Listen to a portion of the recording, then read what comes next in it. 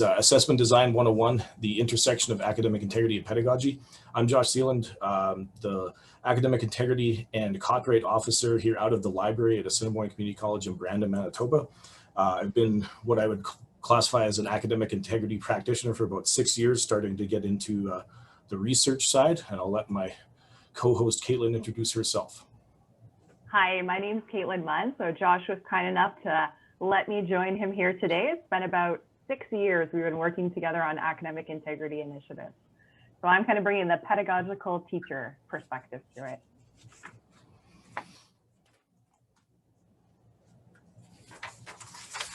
So today's learning objectives. The first, we're going to identify different forms of academic misconduct, identify assessment design strategies that can help to prevent these forms of misconduct, and then have an opportunity to actually apply these methods to academic case studies.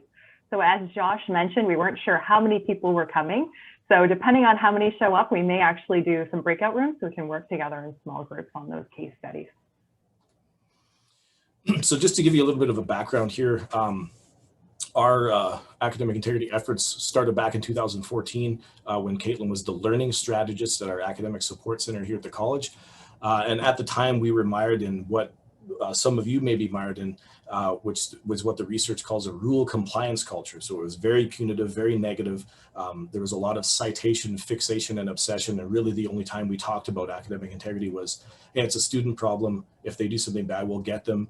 You know, maybe you go in the class and tell them if they plagiarize, they're going to get in big trouble, but nothing positive, you know, nothing educative, nothing supportive, nothing proactive, which is what we developed over the years. So I'm going to share some of our resources with you today through the chat that we've compiled over the past few years and kind of brought to life for this year. And if this is something that you're just undertaking as far as developing a culture of academic integrity at your own school, it's something that can take quite a while. And it's something that doesn't always give you immediate signs of feedback if people are looking for them. And what we're introducing today, there's a lot of different literature, as you'll see, in both the academic integrity side and the pedagogical side. And there's not one thing that's going to be a magic bullet. It's not like you're just going to buy a software program and turn it on and everything's going to work well. But all of these things that we're showing you can be part of a cumulative program of academic integrity. Excellent. So I'm going to talk a little bit about how did we have this shift to focusing on assessment design. So as Josh had mentioned, when we first started working together, I was the learning strategist at ACC. So what my role was to really support students in developing the learning strategies and study skills that they need to be successful in college. And so what that could look like is individualized appointments, meeting with a student, identifying their strengths, barriers to learning, and then strategies that will work with them. And sometimes it was actually small group going into classrooms and offering workshops like test taking, study skills, etc. And so some of that might look like taking a large writing assignment, breaking it down into more manageable chunks, providing tools and resources such as essay outline as well. So in our roles, when Josh and I started working together, one of the things we realized is that we were often working with the same students or groups of students, but in different contexts. So by being able to talk about our experiences, we were able to identify some larger patterns and themes. So for example, in my experience, what I would often observe is that suspected cases of plagiarism, it may be a result of poor time management. A student may not have the writing skills that they need. They may be needing to work on paraphrasing skills, or sometimes it was a lack of confidence. I know sometimes the literature speaks to this, that a student says, it's not going to sound good in my words. I want to use someone else's words. And so when Josh and I were working together, even sometimes Josh would work with a student on APA or research skills and flag that these might be issues and then be able to refer the student over to me. So being able to be proactive, flag it. And so one of the areas we first started to really look at is, why do students plagiarize? Because if we know why students plagiarize, then we can start to build interventions accordingly. And so by digging into that research and the literature, it was so helpful because it allowed us to really contextualize what we were observing within the research. So one of the things that we would do is actually just tailor our supports and interventions to address those reasons students would plagiarize. So I can think of some of the workshops and resources that Josh and I would collaborate on, that he may introduce APA and academic integrity, and then we would complement it with the next workshops on paraphrasing and how do you put quotes into your own words. So for a while, that was really our focus, was how do we help students develop those skills to help them be successful and prevent academic misconduct. And we were moving forward with trying to develop that culture of academic integrity that, like Josh said, educative, proactive. And so at some point in time, that led us to ask the question, do we also want to look at what are the avenues in the assessments themselves that may lead or give an opening to misconduct? So for example, is the assignment unclear and the student may not know what's expected of them in terms of APA or academic integrity? So exploring that, that's really what helped us come to looking at assessment design itself. I will admit it was also strategic. There are only so many staff who can see so many students in a day. So by being able to look at the assessment, it was going to be a much more sustainable way. So one of the things that we first started working on was what we called inheritable assignments. So they were some assignments that might have been in different courses and programs, that the history, we're not sure where they came from, who developed them, and they might not have been revised in quite some time. We were familiar with them because we would see the students who came to get support from us. So again, a strategic avenue to go down there. So one of the things we were able to do is work with faculty to redesign those assessments to add things such as more clarity around what is expected in an APA paper, adding scaffolds such as outlines, and then Josh and I being able to create workshops that would align with the assignment. So we're teaching the skills in that specific context. So with that, the one thing I do want to note, a key part of this process too was us working with the Teaching and Learning Center, so at ACC, our Center for Learning and Innovation, to make sure we were following those principles of assessment design, making sure what we were doing was aligning with the learning outcomes. So of course, I encourage you to connect with those resources at your institution.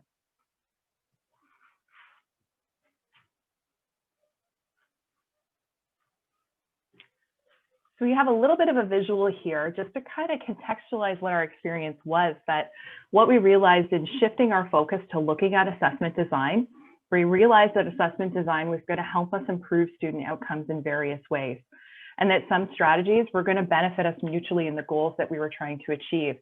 So for example, if we're integrating scaffolding into writing assignments, well, that's going to line up with exactly what Josh is trying to do in terms of preventing academic misconduct.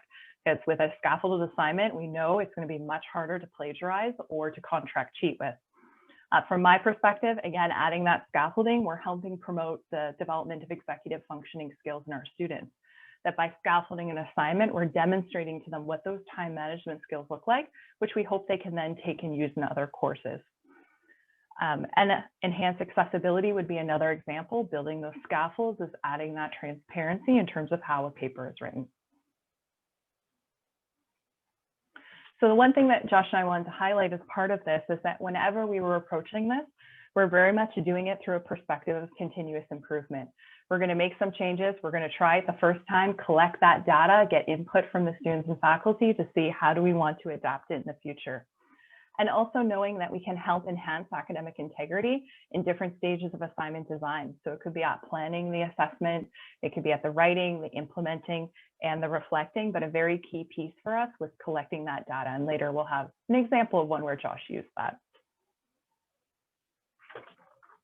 So these are our two examples in practice. I'm going to speak to the first one, which is our APA paper menu.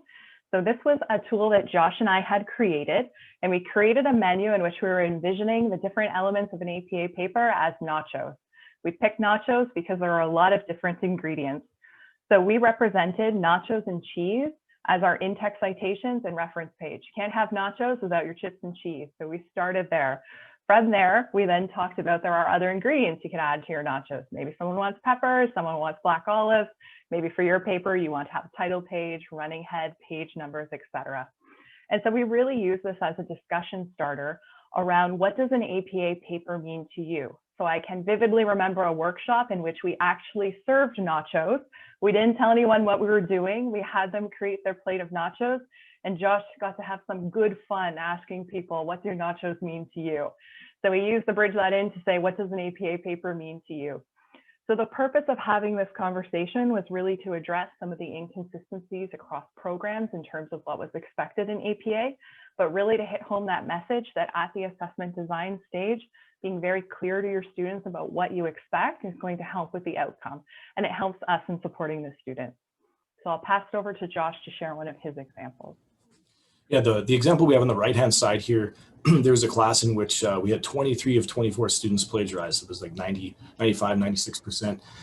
And using only a few of the techniques that we're going to talk about today, some of which you may know, some of which you may not know, we were able to reduce that down to 4, which is still kind of high, but it was a significant drop. So we did things like explain, look, you can't have giant font to take up the page. We're going to be counting words and the font size. Everybody had to use what we call an academic integrity checklist. That keeps students on track with both our academic integrity policy and APA citations and references.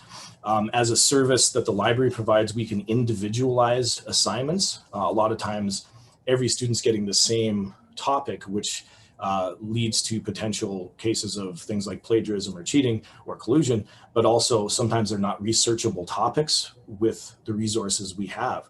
And especially in the case where it's an inherited assignment. So by designing each one of these assignments with a topic that we knew was researchable and we knew the problems that the students were going to have, we could reduce some avenues for misconduct that way. And then using these higher order thinking skills and having more open-ended questions, asking the students to kind of analyze and critique rather than just provide a black and white right or wrong answer.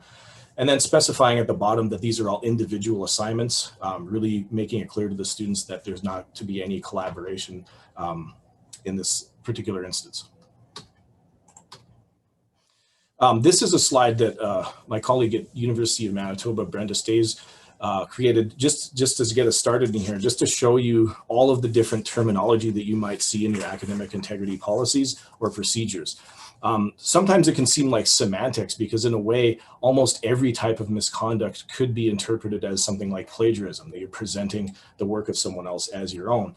But if you haven't got into the newer types of misconduct at your institutions, things like contract cheating, old style plagiarism where people are, copying and pasting one sentence and not citing it is comparatively small compared to something like paying someone to do your assignment for you.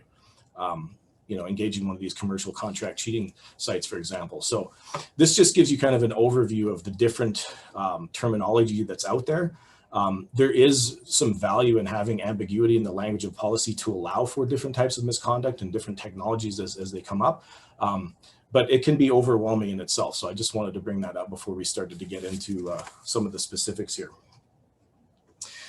So what I'm going to do with this, because these are pretty substantial lists, I'm going to drop these slides. I just replicated them in a Google Doc, and I'm going to put them into the chat so you guys can access them while we do our little breakout room activity. Here's our old friend plagiarism. This one, again, could be interpreted in a lot of different ways. And in this context, we're talking about using someone else's information and presenting it as your own in that you're not citing it. So there's a lot of different ways to do this. Some of the ones we can speak to that we've tried, checking the metadata of electronic submission. So right-clicking on that Word document and looking at the Properties tab. I mentioned the Academic Integrity Checklist that you'll see in the list of resources that we showed you. Caitlin talked about scaffolding writing assignments. Down here, I mentioned assigning and assessing higher order thinking skills rather than just asking students for that, right or wrong, black and white answer that they can and will copy from, Google or Wikipedia. Encouraging students to access the resources from their own institutions. You'll see these commercial contract cheating sites preying upon the vulnerability. Well, your school can't support you 24/7, but we can. We have tutors to help you. And then down at the bottom, this is something that your school may or may not be using, is text matching software. Turnitin is probably the most widely known. We use one called Erkind at our institution, but that can help prevent plagiarism as well. So I'm just going to drop that Google Doc into the chat. Give me 1 second here. And if I have set it up right, which I hope I have, you should be able to access it. And what will happen, so if you see that link in the chat, what should happen is as you log into it, you will be assigned an anonymous animal. And they're really ridiculous animals, but the value of that is there is some anonymity in there. So just put your cursor around in that document and you'll be able to tell who you are in there. Like I said, we're going to give you these gigantic lists that you're not going to be able to see when you're doing the activity. So this is a way you can come back to them and get this information. So I'll just keep going here assuming you have that info. If the chat didn't work, just let me know as I proceed here. So with contract cheating, again, this is a little bit newer form of misconduct that's kind of all the rage during our COVID time here. There's a commercial side to it, and there's a non-commercial side to it. So we're probably familiar with commercial contract cheating platforms, things like chegg.com, One Class, Course Hero, they could all be classified as contract cheating. What we see way more of at our college is people doing that through their own relationships. So they're getting classmates to do their assignments for them. They're getting their, mom has a master's degree and she helps with it, and it goes from mom helping with it and correcting grammar and things like that to mom rewriting it. The student hands something in, the instructor is like, there's no way you wrote this.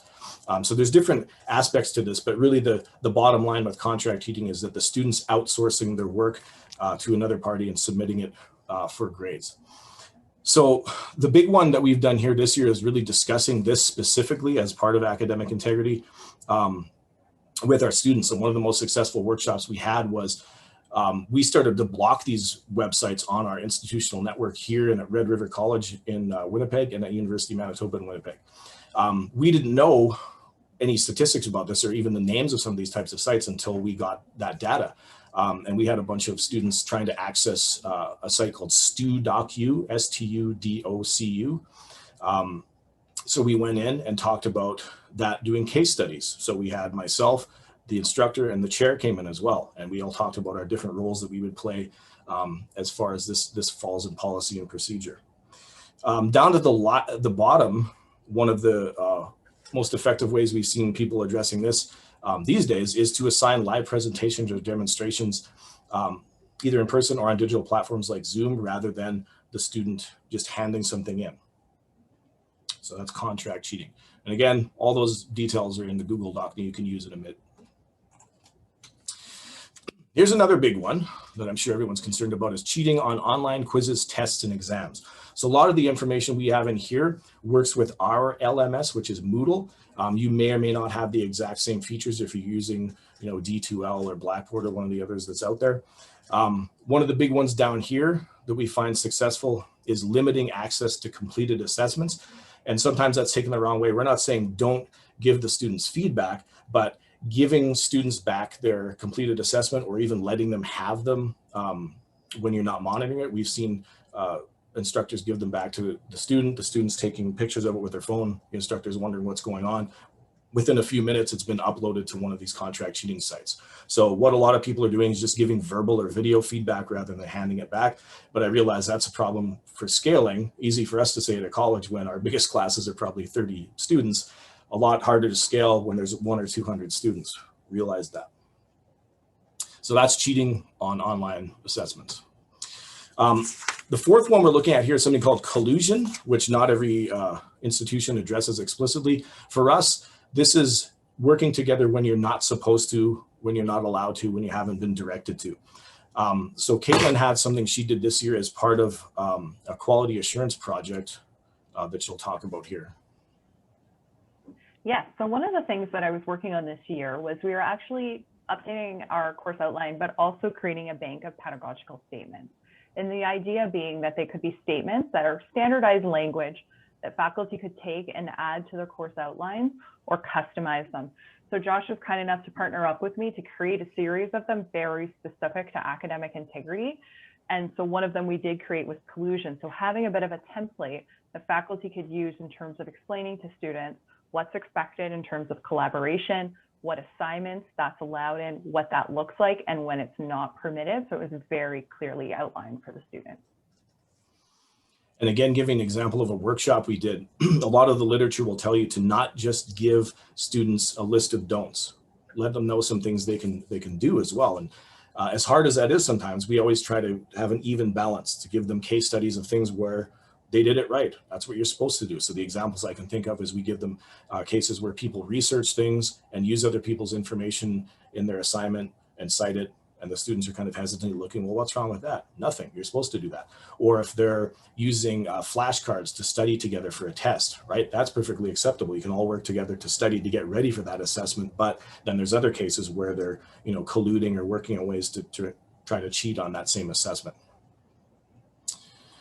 And then the last one, the fifth one that we're looking at here, is something that is going on today called facilitating academic misconduct, which again, you may or may not have addressed specifically in your own policies or procedures. What we're seeing with this one is that students are uploading assessments to sites like Course Hero, OneClass, StuDocu, Campus U. There's a lot of different ones. And the problem there is that, is it plagiarism unless someone else uses it, right? If no one else has used it, are they really using, are they committing any type of academic misconduct? For us, we're able to describe that as facilitating academic misconduct, in that they're, to no benefit of themselves, allowing other people to use their assessment to complete their own. So that's why we're specifically talking this year about file sharing with our students. And that's one of the things I'll throw into chat in a minute here that we talk about in a copyright context. So again, I realize that we threw a lot of bullet points at you guys in order to start our second of the 3 segments we're trying to do today. And we timed it out perfectly at about 20 minutes, moving into the second portion here. Excellent. So I'm going to introduce you to the activity. And we do have a good number of participants. I'm looking at the numbers that I think will give you an intro, and then we're going to send you out into breakout rooms. So what we have planned for now is we've discussed some of the preventative strategies. Josh has provided you that document that has them. We want to give you an opportunity to actually apply them with others. So through that, we're hoping we can explore how applying these preventative measures through assessment design can help enhance academic integrity. Josh has also dropped a great link in there, the library guides, which Josh has created a faculty-facing one that's also complemented with a student-facing one that has great information in there. So there's a few resources we're going to use for this activity. Josh has given you that academic integrity library guide. So we are recording today. We know some people will be watching after the fact. So for those of you that are live, what we're going to do is drop a link to a Jamboard. So I'm going to give a second so you can click on that and make sure that it's going to work. Oops, I think, let me try that again.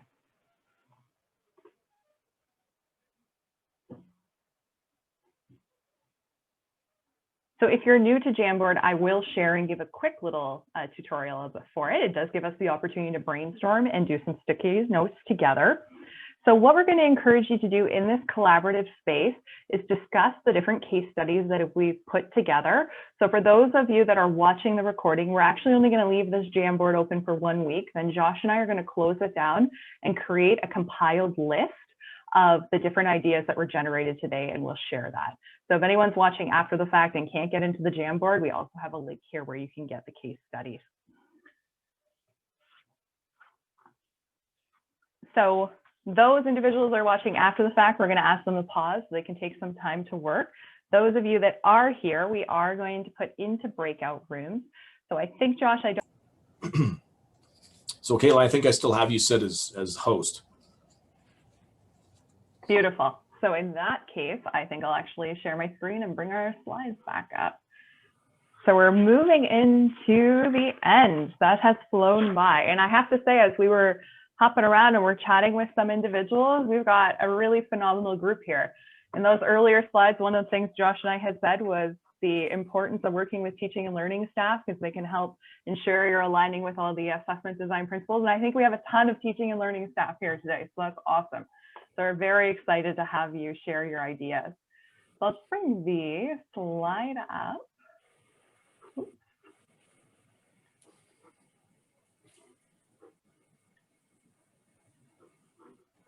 Sorry, I've got too many monitors here.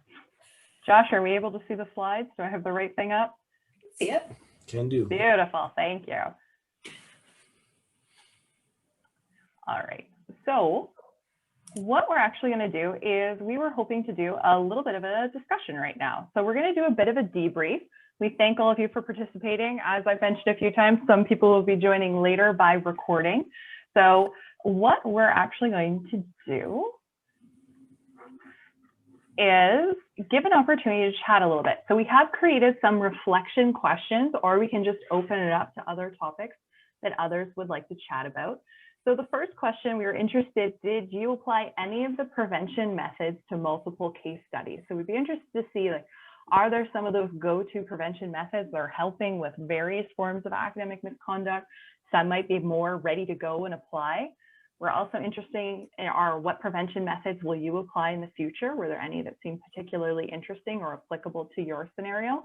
Because one of the things that Josh and I are always mindful of is the fact that, you know, we are in a very specific context. As Josh said, most of our classes are not going to be larger than 30. I imagine this is going to look very different if you have 300 students in a class. We're also interested, are there other case studies you would like to explore? So we'll make sure we share Josh's email at the end. He's going to manage all the incoming emails after. That if there's topics we haven't chatted about today, we'd love to create new case studies that we can chat about as a group. Because one thing Josh and I really realized is engaging in conversations with others is one of the ways we learn the most about how to address this, and what resources or tools would be helpful for applying what you learned today.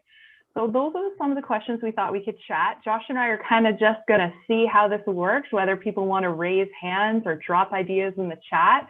We've got a nice big group here, so we'll try to moderate it as much as possible.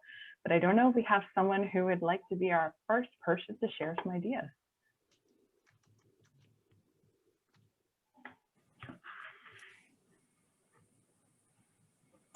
I do see the one in chat. The principle of shifting the focus from reducing opportunities to cheat to reducing reasons to cheat.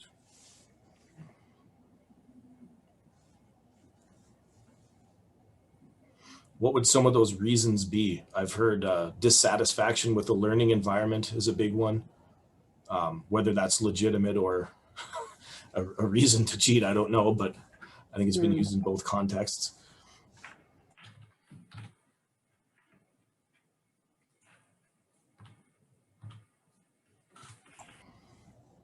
Pressure for marks, right? The degree creep and the commodification of education, right? The transactional mindset of I'm buying a degree.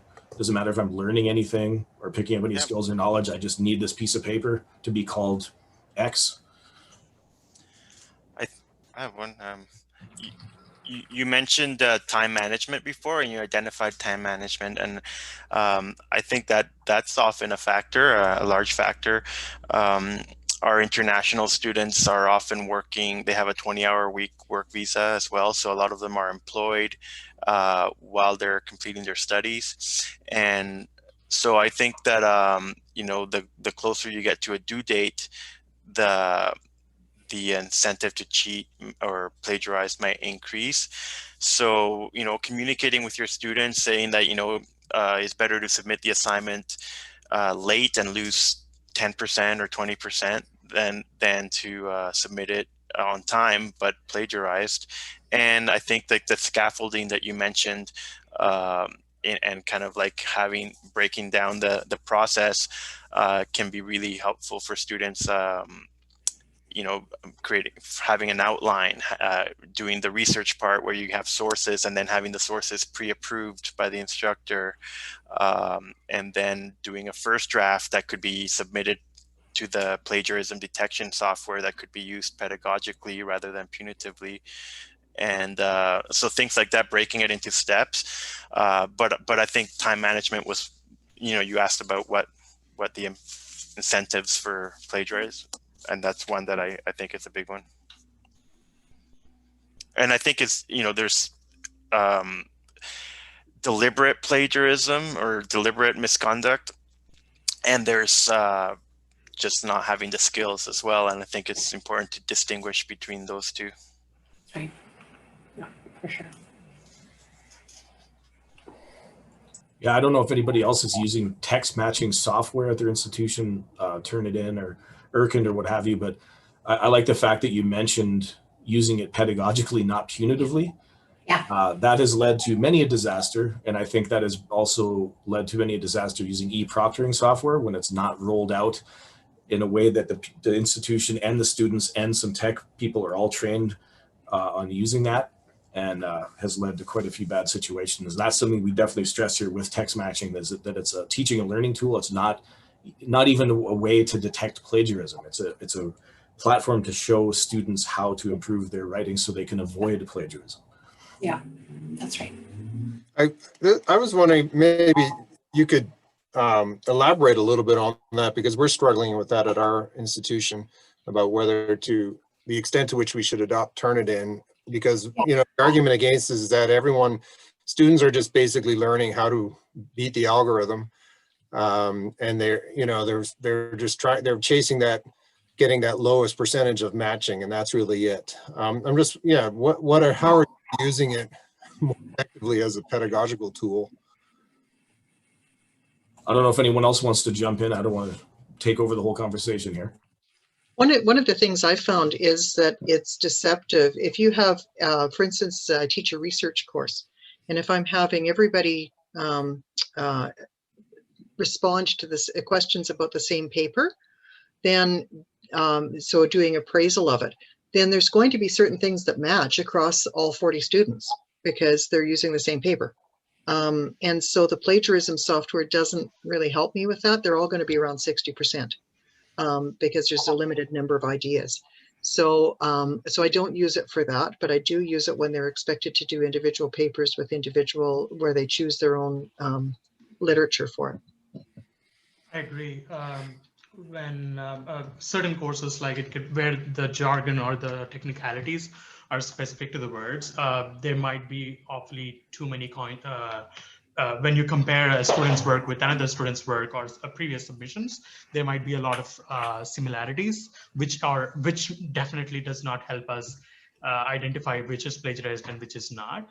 But at our institution, what we are recommending to do is not necessarily use it as a plagiarism checker, but to improve the student work or writing skills. So we are recommending the student also get access to Turnitin, and they will be submitting their works following FIPA compliance, of course, and then identifying their own work or reassessing their own work in order to improve their writing skills. So the idea is not, the bigger picture is to make student learn and write better, not necessarily to ace the exam or, you know, prevent those kind of activities. It's the academic integrity layer, or the main aim is to improve students' performance, I guess, or make the student learn better.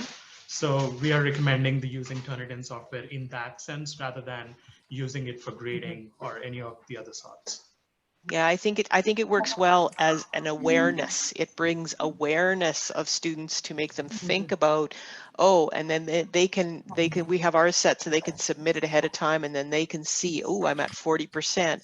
Well, that doesn't necessarily mean you've plagiarized 40% of the paper. As Kathy said, it might mean that you've just written about some similar things, or even used a similar resource, because that gets counted as well.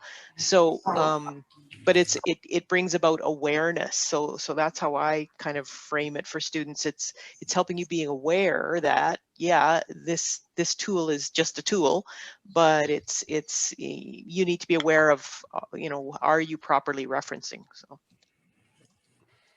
that's one of the reasons, I don't know, the people that joined late, that I was saying at the start, that all of these, you know, strategies we're discussing, these technologies we're discussing, none of them are a panacea. None of them you get and everything's fixed, but they often are marketed that way, especially with selectively chosen alarmist lines about cheating pandemics by these companies. Like, if you buy this, your cheating problems will be solved. And sometimes there's administrators who buy it without consulting with IT or academic integrity people or faculty or students, get it, think that they flip a switch and everything's fixed.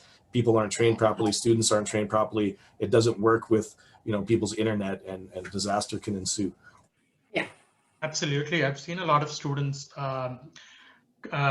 crying for things when faculty use things like responders or lockdown softwares, and students with learning disabilities or stuff like that, when they tend to move their lips while reading the text, and certain things are marked as suspicious activity. I'm not saying everybody does that, but certain softwares do. And when your class strength is larger than what you can go case by case, you often rule it out as suspicious activity and penalize them, which is not ideal. So I've seen many heartbreaking stories in that fashion.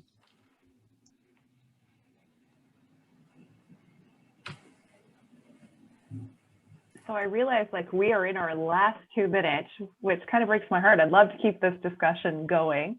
So what I'm actually going to do is drop in the chat Josh's email contact, because he's kindly going to be our compiler of ideas. So as we mentioned, we're going to go through the Jamboard. I just took a peek. There's tons of ideas in there. Thank you so much. We're going to compile that up to create a document that we'll share back to all of you. As some people will be watching the recording after, they can contact Josh as well and he'll send it out. But I think the other thing that Josh and I would really love to hear is, are there other case studies that you have in mind, situations you've been in, topics? I think there's nothing that stops us from doing this again, coming together, looking at case studies, sharing ideas. But I really do want to thank you. This was absolutely phenomenal. We really appreciate you joining, sharing ideas.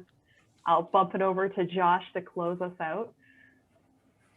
Yeah, no, I'm going to work on, my idea is to put this in YouTube. So at some point I should say, click on the link below, and hope that I can figure out how to make that work.